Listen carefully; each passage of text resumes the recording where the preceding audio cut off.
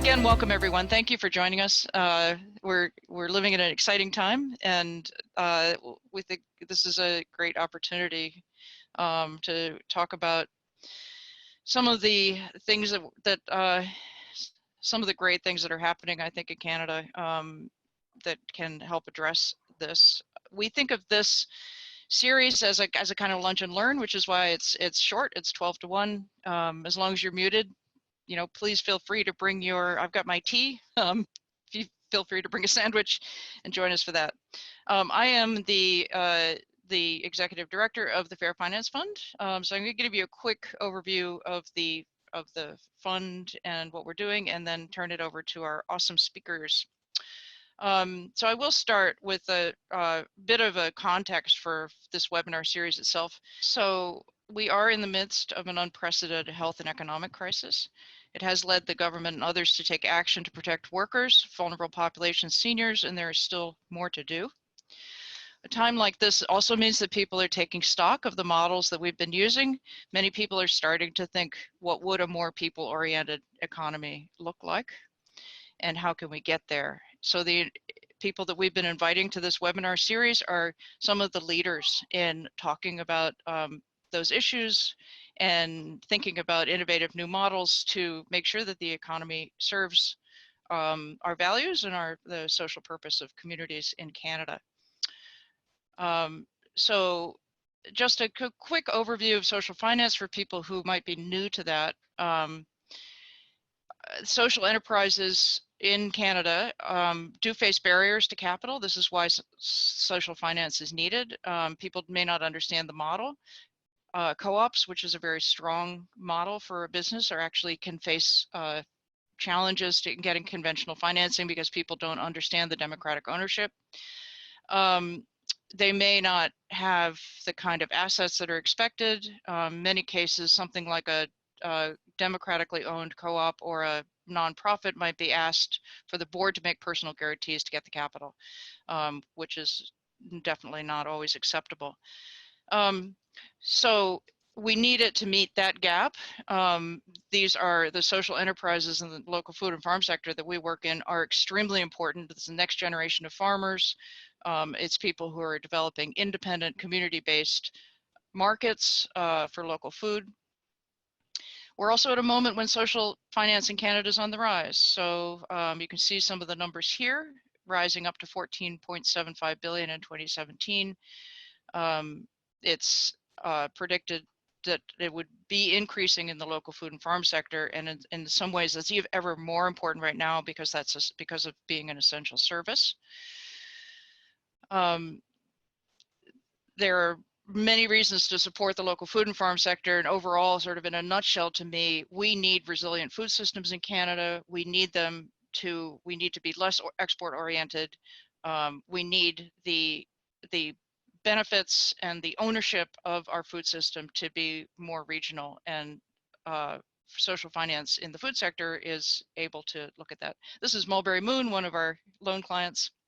So the Fair Finance Fund, what we do, we mobilize equitable and accessible capital for Ontario's food and farm enterprises that create social, environmental, and economic benefits. And we ask for their explanation of their social purpose right up front, and we actually ask them to track it every 6 months, giving us a report on their social metrics. So we're really putting actual sort of numbers to that mission that we have. We offer loans between 20 and 100,000. They're all 5-year terms. They're all 6% fixed interest rate. So we're keeping transaction costs low, partly by making it similar all across the line.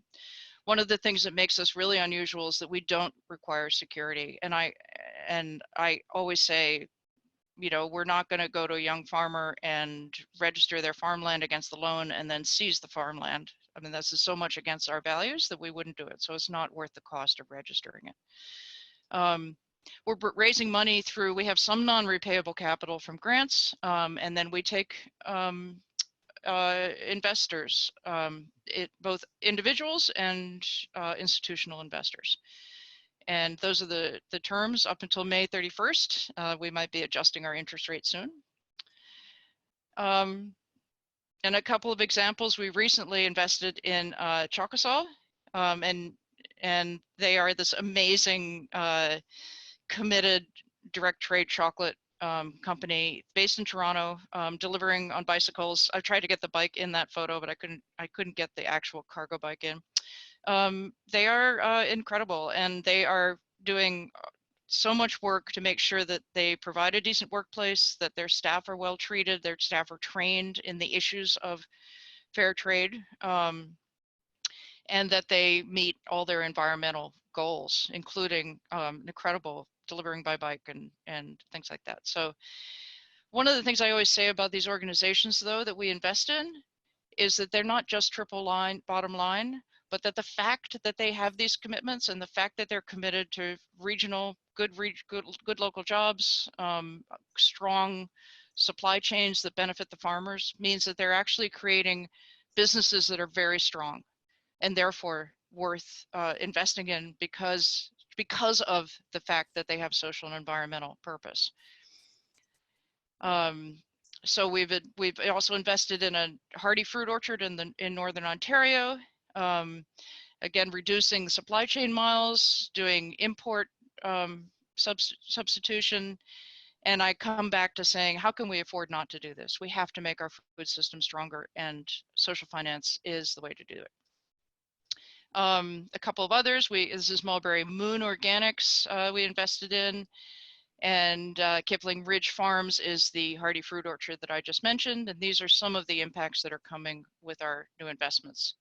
Also Black River Co-op, also in Northern Ontario, just an amazing organization. And you could learn more about all these organizations on our website, or just contact me. I love talking about them. So this is some of the impact that we're expecting to bring to Ontario over the next 10 years of the operations of the fund. And we're actually tracking at more new jobs per 20,000 in loans than we expected, but I left it at 20,000, but it's actually more like 1.5 new jobs per 20,000. So we're very proud of it all. These are some of our supporters, and I'm going to stop there and turn it over to our speakers for the day. So our first speaker is Julia Vlad. She is the, and I'll stop share so we can transfer the power to Julia. Julia leads the investment and portfolio management for the Community Forward Fund and the Canadian Cooperative Investment Fund. She has over 10 years of experience in banking, finance, and the nonprofit sector. Her experience includes investing in portfolio management at the World Bank's private sector arm, IFC, in Panama, Senegal, and USA. She has advised entrepreneurs in Nicaragua, and she's done financial analysis and forecasting at Scotiabank. I didn't realize that. She's got an MBA from HEC Paris and is a CFA charter holder, and we are delighted to have her join us today. Thank you everyone for joining, hoping that everyone and their families and their colleagues are doing well despite the challenging times we are faced with. If you hear a cat meowing in the background, that is my cat. He swears he's not being tortured. He's just loud. I'm just putting this up front from the beginning in case anyone has any questions. You're not going crazy. There is a cat in my house. But as we all work from home, we all have to adjust to these challenges, and he has made appearances on other presentations I have given. So the agenda for today is, there we go, to discuss a little bit about social finance, and I'm going to try to keep this relatively quick. I have a lot of slides, so if I go through something too quickly, please reach out to Suzanne or Sally or even to myself directly and just ask me for the slides. I'm very happy to share them. I just don't want to spend a lot of time on any one thing because social finance is a big topic, and I want to make sure that we're having a good discussion at the end. And so the first topic is obviously to just give a bit more background on social finance. I understand from Sally that there's a number of different organizations and people from all aspects of the social finance industry, let's call it, joining, whether it could be from organizations seeking financing, other finance providers, some investors that are maybe looking at investing some intermediaries and other people interested. So I kept it quite broad. So if there's anything more specific that you wanted to get into, maybe in the discussion with Brian and myself at the end, we can go through that, or you can just reach out, as I mentioned. And then the second part is to just discuss about new market funds and who we are and our funds and our impact on what we're seeking to do. So first thing, what is social finance? The first thing to consider about alternative financing or social finance or impact investing or triple bottom line or double bottom line investing is that this is not a new concept. These are all similar terms to discuss the concept of, with some differences, but to discuss the concept of financing that combines both the focus on profit and impact. And that impact could be social, it could be environmental, governance, or all of the above.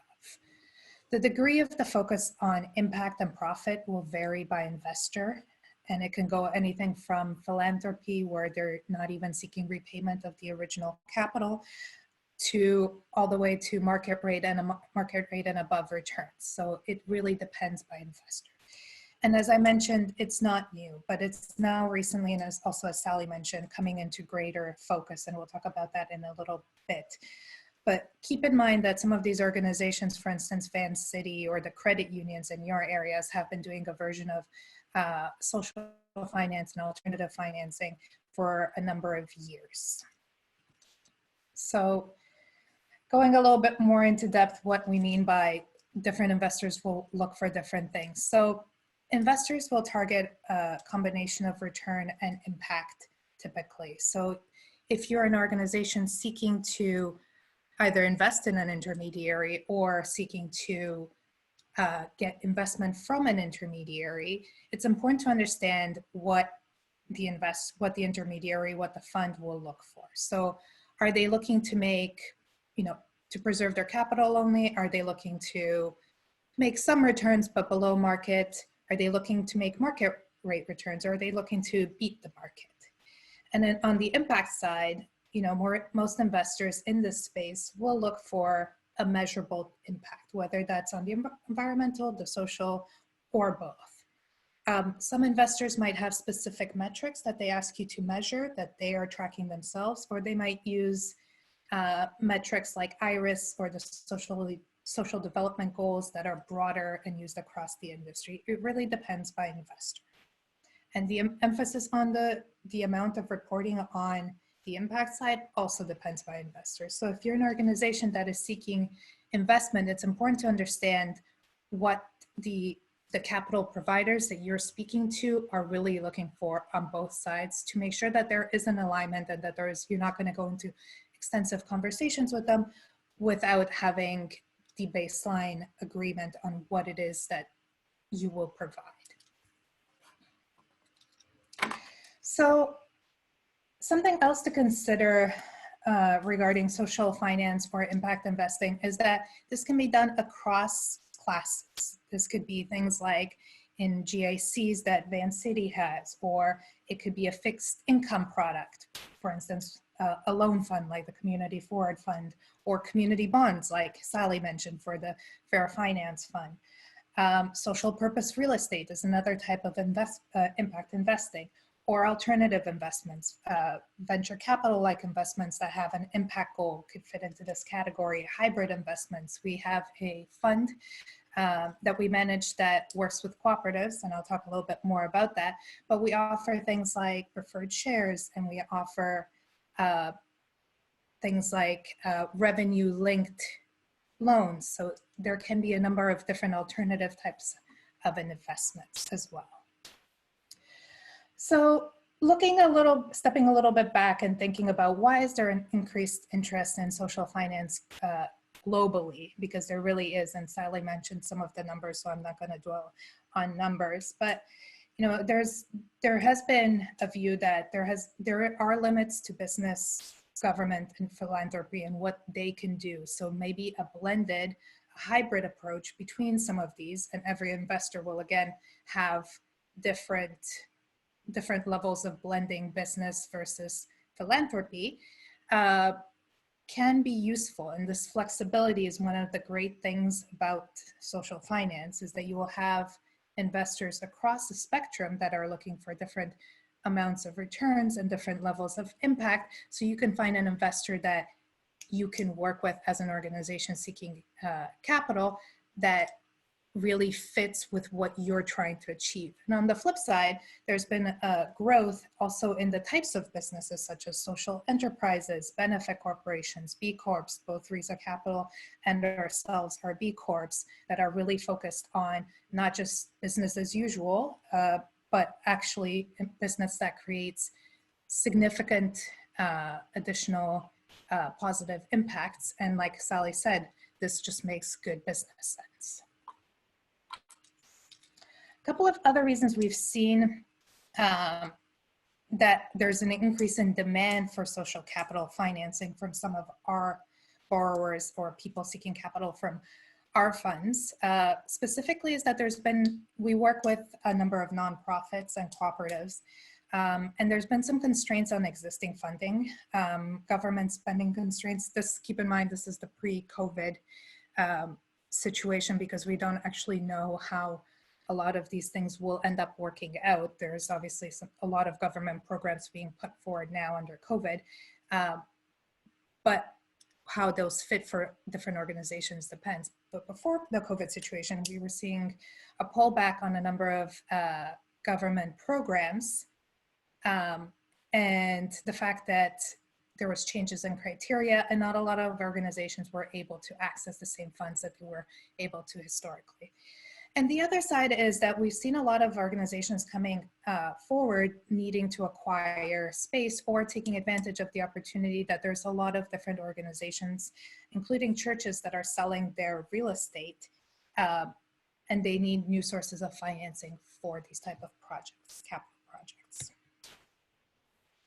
So if we look at this as if from the point of view of an organization seeking capital, and this is the slide of a million logos, but just what I'm trying to convey with this slide is that there's a lot of alternatives out there for you, both in terms of types of support available and financing, but also in the providers. Because as I mentioned, even the ones within the same bucket, for instance, loans, will look for different things in terms of level of impact and level of returns. So, some alternatives that you might consider if you're an organization seeking financing and you are in the social and environmental space, there's the Investment Readiness Program put forward by the Government of Canada. There are 4 major organizations that are dispersing funds, and these are grants made available through the Government of Canada, varying between 10 and 100,000. The Canadian Women's Foundation, the Community Foundations of Canada, NACA, which is working on the Aboriginal side, and the Chantier de l'économie sociale de Québec, in Quebec, obviously. So if this is something that you're interested in finding out more, you can look up the Investment Readiness Program, and then you'll have links to the various providers that are providing these grants. Some of them have just closed their most recent round of financing, but all of them will do multiple rounds. So please look for those type of sources if this is something that your organization needs. Loans is another type of financing option, obviously not appropriate for every organization. Equity, Rhiza Capital provides equity for certain organizations. We provide it through our Canadian Cooperative Investment Fund. A number of different other organizations do as well. Social impact bonds, this is a very expensive topic that I won't go into, but if you are interested, please feel free to reach out or look at the Mars Center for Impact Investing for more information. Community bonds, as Sally mentioned, Fair Finance Fund is raising some financing through those. A good source of information for this is the Center for Social Innovation in Toronto has put up a website that provides a lot of information about community bonds. So I encourage you to look there, or feel free to reach out and I can share some additional resources. So looking at this again from the point of view of an organization seeking financing, which of these previous approaches is best for you? It really just depends. There's with every type of financing, there's a risk and the cost associated with it, both in terms of complexity and time, and do you have the capacity internally to be able to manage those? I'm not going to stay on the slide long, but this is just something to keep in mind, that if you're seeking financing and you're considering the various options from the previous 2 slides, these are some considerations. And again, I'm happy to share this slide so that we're not spending too much time in one area in case there's not as many organizations seeking capital on the webinar. So switching gears a little bit from the more broad social finance conversation to tell you a little bit about who we are. And Sally, please let me know when I'm hitting my 15-minute limit. New Market Funds is a fund manager. We manage, again, we're back to many different logos, but we manage 4 different funds: the New Commons Development, New Market Funds, Affordable Housing, Community Forward Fund, and the Canadian Cooperative Investment Fund. We are a B Corp, as I previously mentioned, and we were funded with the vision that we can create a new market in which investment capital seeks to create value that includes clear environmental and social outcomes, as well as financial returns. So this puts us right into this conversation about impact and returns. And we provide capital for communities-based organizations that are really working on the ground while also creating financial returns for our investors. So that is a very bad picture of me, but a little bit about our first fund, which is the Community Forward Fund. I'm biased because this is one of the ones I work most closely on. We provide loans and other similar types of instruments to nonprofits, charities that work on the ground in the communities. We've done about 18 million of loans so far to 36 organizations, so 46 loans. So some of them we've done multiple loans with. And we are a partner in many cases because we work with a lot of organizations that are building capital projects. We co-invest with a number of different partners and as well as our investors. And we also offer some loan management services for other investors. A little bit more on our numbers. As I mentioned, we've done about $1.8 million. We're looking to do another 1.2 this quarter. $18 million, 1.2 this quarter. We work across sectors and across the country. Just very quickly about the types of products that we offer. We offer working capital loans. We offer program-related lending. We offer mortgages. We offer property development financing, and we offer equipment financing. We are quite flexible in terms of the types of collateral that we take. We do take, in most cases, some form of collateral. As I mentioned, we work quite well with other investors, so sometimes we are subordinated to them so we can participate in the capital raising of an organization without being the first lender. And our amounts tend to vary between $50,000 to $1.5 million, depending on the organization, its stage. An example that we've done recently at the end of last year, Pegasus Community Project in Toronto, they work with adults that have developmental disabilities, and they were able to acquire a space for expanding their programming with a loan from the Community Forward Fund. Unfortunately, right now with the difficulties from COVID, the start of the new space or the programming offered in the new space has been delayed. They're a great organization, and they're providing real benefits to participants and their families on the ground. Blood Ties is in the Yukon. This is a mortgage that we've done with them in the past.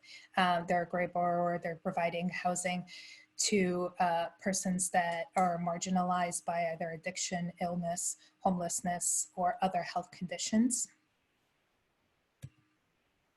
Our second fund is the Canadian Cooperative Investment Fund. We, as the name suggests, we work with cooperatives across Canada. This is a relatively newer fund. We funded about 2.2 million out of this fund so far, 7 cooperatives across 4 sectors in 3 provinces. We would love to get across all the provinces. And we provide about 50,000 to 1.25 million per transaction to strengthen local communities through cooperatives. This fund is a little bit more broad, so we do loans, but we also do hybrid financing, as I mentioned a little bit earlier. This can be things like revenue or cash flow linked loans, graduated interest, and we also do preferred shares. We work across the board with cooperatives. We've done a startup, we've done acquisition, expansion, and consolidation of debt. We've also done, and we would love to do some business succession for organizations that are looking to convert into a cooperative when the existing owner is retiring. As previously mentioned, across sectors and across the country. A nice example from our portfolio folder, Fredericton Bouldering Co-op. We provide them with a loan to start their new business. This is an organization that was a startup but funded by members of an existing gym that was closing.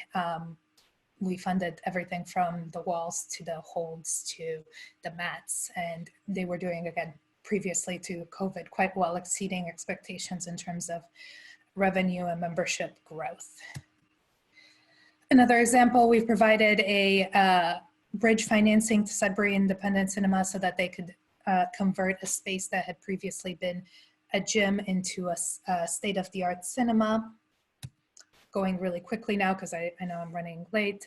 Our rental housing fund, it provides medium-term financing to affordable rental projects. So they work across the country, $25 million fund, and they work with nonprofit and cooperative developers and operators of housing. This is an example that's run by Catalyst Community Housing, which is a nonprofit in BC. And these are 49 units that have a really good affordability for the renters. New Commons Development works with community partners to build and preserve affordable housing. So they provide also a pool of working capital. It's different from other development consultants. And right now we're working in Vancouver and Toronto with cooperatives, nonprofits, and social purpose real estate. This is an example in Toronto, Wood Green expansion at Queen and Gerrard, and it's going to create an additional 36 units, and those are also affordable housing.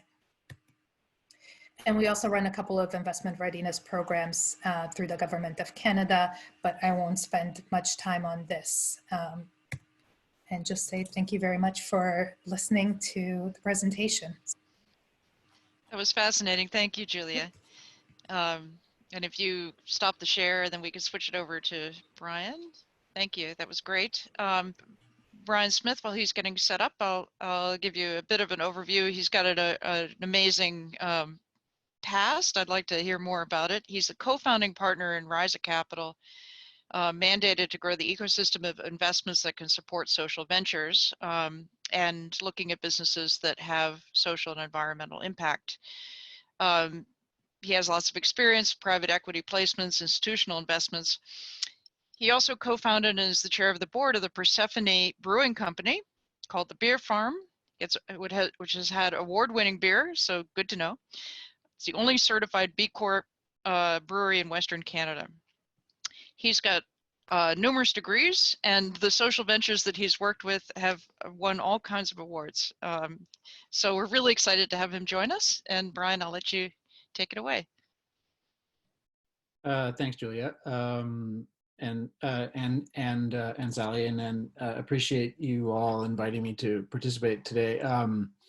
I won't pretend to be nearly as prepared as Julia was with slides. However, so I'm going to cheat and jump back and forth between a couple of different slide presentations because the slides are relevant, but they're just not necessarily in one deck. I'll give a bit of the background of Rhiza, and for the most part focus on sort of the realms of social finance that Rhiza works within, because while it's fairly narrow in, in like particular context, the different dimensions that we work in, I think, give a decent representation of what social finance can encompass.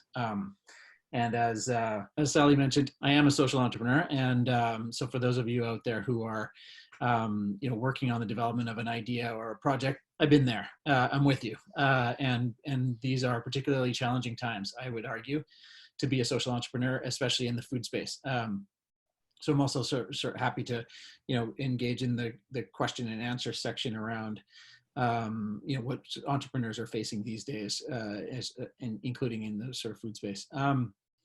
Okay, so Rhiza Capital, we're a little over 5 years old now. I was, just quick background, in addition to what Sally shared, I was working as the executive director of a community futures office on the Sunshine Coast. And for those of you not familiar with community futures, there's about, I think, 240 community futures offices spread across Canada in all in rural parts of our country. And all of them were more or less endowed about between 25 and 30 years ago with federal government dollars to do community economic development in rural regions of Canada. And some community futures offices are very progressive in doing what I would call already are doing social finance, and providing leadership in those respective local economies. And are great partners to explore. If you happen to be in one of those regions with a good community futures, then there's lots of opportunity to work with them. Our community futures on the Sunshine Coast. So I was the executive director there about 6 years, and we continued to hear on a regular basis two really unmet demands and needs in this space. One was and continues to be, and Sally sort of opened with this as well, that social enterprises, social purpose organizations, impact businesses, social entrepreneurs lacked access to financing, to the right kind of financing at the right time that they need it in development of their impact businesses, social purpose organizations, et cetera. And we felt like, in particular in our region, they lacked access to equity financing. So as Julia mentioned, we've, for the most part, Rhiza focused on the equity space. And the reason is because we have a good community futures and we have a good credit union, and there are other debt options once entities are ready to be able to afford that we didn't feel like we needed to kind of help fill that gap. But equity is much harder, especially if you're a social entrepreneur, especially if you're a nonprofit organization starting a social enterprise. Equity can be tough to pull together in the early stage, and especially if it's a highly capital dependent entity. So that was one big need we wanted to fill. The other big need that we started to hear more and more, and really this started as long as sort of 6 years ago, was local investors saying, I wish I could invest in my local economy. I wish I could invest in things that I want to support here, but I don't know how to do that. Like, I don't know how to buy shares in something or invest in a local business in a way that makes sense for me as an investor. And so that idea of local, or if you will, place-based investing, is something we also started to hear a lot of demand for. And then layered on top of that place-based investing is other kinds of impact. People saying, I want to invest in local fisheries because that's an important part of our local economy, or I want to invest in immigrant owned enterprises, or I want to invest in indigenous, so values-based investing started to become a thing, right? And now, as Sally was mentioning, it's growing significantly. So what we developed Rhiza to do was to try and pull those two demands together and solve them both with one entity, which is effectively what we call an investment intermediary. We work with investors to get capital to the entrepreneurs that we think are important to support. The name Rhiza comes from the root word of rhizome, or a root system, because we feel like it serves as both a metaphor and a methodology. And we're connecting the nutrients from the local soil, which is the investors, to grow a local economy. So we felt like this was a good, kind of visualization and tool to explain what we are. I won't go into this whole spectrum because Julia sort of touched on it, but you can sort of draw your eyes to the section, the area in this spectrum that Rhiza really focuses on, and this is with respect to our direct investing activity, is in either a sort of finance first or an impact first kind of approach. And I'll touch on a few other things that we do that aren't necessarily kind of just in these two categories, but when investors put money into our funds, our direct funds, these are the spaces that we, for the most part, focus. I wanted to quickly jump over. Oh, I'm gonna try and share a different deck real quick because nobody will notice if I switch to this one. And this is you can see we did a colleague at the Sunshine Coast Credit Union. I should also mention the three owners of Rhiza Capital are the Community Futures Office I mentioned, owns 51% of Rhiza. Our Sunshine Coast Credit Union owns 33% of Rhiza. And a third partner called Powell River Community Investment Corporation owns 16% of Rhiza. And so those are the three entities that birthed it. But all three of them came together kind of with this ambition of, and this is more and more the language that we're using around our impact thesis, which is to bridge the gap to finance the Sustainable Development Goals.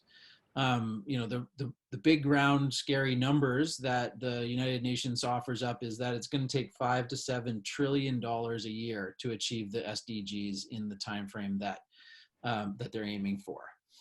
And you know, those are big dollars, right? And then so the big question is for us in Canada, and particularly in the privileged circumstances that we have, what's our role in that? Like, how can we help bring some of that finance capital to achieve the SDGs? And so Rhiza and our partners effectively try and work in three different realms. And so these are the three circles.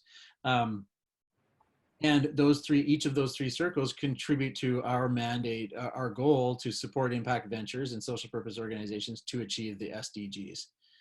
So just to say a little bit more about these realms, which I think, again, I offer as an indication of just how broad and interesting and exciting I think social finance can be. Let me just talk through each of these circles for a moment. So assets under management, and I can talk in more detail about any one of our funds. We currently now have 5 funds that we manage directly. And that, while that is a large number, I mean, it's a number of funds, it amounts to about $3.5 million of investing in about 26 different social purpose organizations that really range from very local focused impact first, all the way over to what I would characterize as venture capital, impact venture capital. And on that spectrum, there's a variety of different entities that we've invested into. But for the most part, we've done equity in for-profits. We do try and support co-ops, certainly if it's appropriate, and support the co-op economy here. But our primary focus is for-profit impact ventures, because we feel like that's the space that has the greatest potential. And is largely underserved in terms of the social finance marketplace. So again, I can talk a little bit more detail if anybody really wants me to around the assets under management and how we do that. But let me just share a little bit about what we do around these other 2 realms. So on the what we sort of characterize here as positive impact financial instruments. Really in more simple languages, that we work with credit unions and financial institutions to develop products that also contribute to financing the SDGs.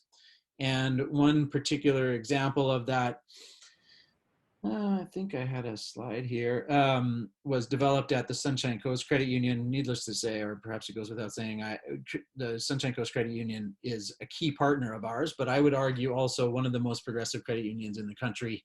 In addition to the couple that Julia listed, are really taking that idea of impact and social finance, and it runs deeply into that credit union. So a couple of years ago, we developed a simple term deposit, a GIC that anybody could walk into the credit union and put their money into. It had low barrier entry fee. I think you could put in as little as $1,000. It had escalating interest rates over a 5-year term. It had annual liquidity, so quite flexible, and if people needed to get their money out on an annual basis. And it turned around and used that deposit capital to finance impact. And the way that they do that is we work with them to do loans from the credit union to organizations, companies, nonprofits, co-ops, companies that are contributing to one or more of the Sustainable Development Goals. We do have a couple of questions coming in. These are a couple of them. These could be something that Julia might want to speak up to as well, but the questions are, is there a role for social finance in meeting the current COVID crisis? What can we expect from social finance during this this particular crisis? And then there was a separate one that was whether social financing it can work for a early stage enterprise as well. Yeah, maybe I'll take a stab, and then Julia, feel free to jump in. Sure. So there's a lot happening around COVID, and there's a lot, and from the impact space is trying to respond as quickly and appropriately as possible, but there's lots of unknowns yet. So everything from funders like McConnell Foundation and Victoria Foundation and others are thinking about how to use their endowments as well as their grants better and more appropriately for the time being, all the way through to impact intermediaries like ours, all wondering how do we shore up the investments we've already made in the social purpose organizations we're invested in, or how do we do more of these? I will say, there's lots of unknowns exactly how to support the social purpose organizations out there, and time will tell exactly how impacted they are by this. Particularly how long this goes on for. But I'll also say on the investor side, we are seeing more investors. So investors are acting slower, but there's more of them interested in impact, and we think that is an alignment of like, oh geez, I got to do something to make the world better. Maybe I could use my money to do this. So that a values alignment with investors is coming around. Yeah. You want to comment on that one? Yeah, we're seeing that too. And Julia, did you want to add something to that? Sure. I mean, I will echo what Brian said about, the fact that there's a lot of different people that are trying to put together a response. I know that we work quite closely with the Hamilton Community Foundation, and they're looking at this, and there's a lot of different organizations, Toronto Community Foundation. There was an effort also within the, let's say the social finance space and the various different foundations to also work with the government and bring forward a proposal to the government for the sector. But also not to forget that for the organizations that are also for profit, there are some, even though it's not specifically geared to social purpose organizations, you can take advantage of things that have been put forward by the government, the $40,000 loan that with a piece that is forgivable and is interest-free for, I believe, the first year. Don't quote me on that, but that's definitely something worth looking into, as well as the wage support that's applicable even if you're not only a purely profit-driven organization, definitely applicable for social purpose organizations. And in terms of, there was a question if there's more growth or slower growth. I think both are true in a way. So we've been receiving a lot of requests, and not all of them related to COVID. but we definitely have not seen a slowdown in the number of requests. We have seen a slowdown in some of the existing requests that are specifically retail related, in those projects moving a little bit slower as the organization is taking some time to assess the impact and whether it wants to, for instance, borrow at this time, or whether it wants to hold back on expansion plans. So in a way, yes, both more demand and also slower pace. Yeah, Thank you. Yeah. I was going to add that the Fair Finance Fund is also looking at issuing a specific short-term loan with a lower interest rate and no payments for a year in order to address some of the changing needs and all that as well. So we're hoping to be rolling that out as soon as we can. There was a question about the early stage financing, yeah, if you wanted to address that, Brian. Sure. But I'll just add to your two lists of, like, our credit union, is going distances. Lots of credit unions are saying like deferrals for social purpose and et cetera, and new programs and whatnot are rolling out kind of as we speak. So just a real quick, so to Tina's question around stages of development, my short answer is yes, I believe that there is social financing for almost any stage of development. And so, this presentation happened to have, coincidentally, I was at this time speaking to B Corps, but it really is relevant to any social purpose organization or entrepreneur. Early stage, you can find seed and early stage equity financing. And so my equivalent to Julia's slide of logos, this is the one on equity finance, sources. So just some that she'd already listed and a couple of others that are very much focused on equity. And then just to kind of continue that thread to Tina's question, even later stage, and later stage financing is available. As I think Julia sort of was a little bit more focused on with her funds, there's a number of other like, sources of where that capital can come from. And can I just add, sorry, to that question? I think it also depends on the sector that you're in, because just because you have a social purpose doesn't mean that only impact investors or foundations could be sources of financing. I worked for a family office before my role with New Market Funds, and in some cases there were organizations that had a social purpose that also received funding from them, and they would be falling more under traditional. So I think it depends on the type of organization and what your level of, where you fall in the profit versus impact balance, so to speak. Yeah, it's a great point. And I'll add to that to say there's also the opportunity of capital stacking. So early stage grant money for then equity, then commercial debt. Stacking your finance is really critical as you develop your financial sort of program. And then real quick, I'll just answer Jordan's question, although it's a really complex one. Jordan, we have funds in both camps. So we have closed fund structures and very much sort of focused on sort of venture capital type of model. And we also have evergreen funds that are more like a revolving loan fund. And I suspect more like what Fair Finance does. I think it really depends on who your market is, both of the investor market and your deployment, your pipeline of deal flow. If they are in certain circumstances, like, so we invested in a indigenous owned compost building company here, a social enterprise on the Sunshine Coast. This is an organization that's never going to go, to like sort of a 10x scale of operations or profitability. So they don't fit into a venture capital portfolio, and so they're a better fit for like an evergreen fund. So we did a preferred deal for them, and they paid it back after 2 years, and we invested into a hardware store and so on and so forth. So I think it really depends on the kinds of deal flow you're looking at and the expectations of your investors. If investors want, high risk, but 10% plus, IRR, then build venture portfolios around impact tech. If your investors want sort of 3 to 5% and are willing to take a bit of risk, but not crazy risk, then put them into revolving funds and loan funds that can assure that happens. And if your investors are more interested in able to take concessionary returns, so less than 100% coming back to them, like foundations or government, then we can put them into concessionary pools.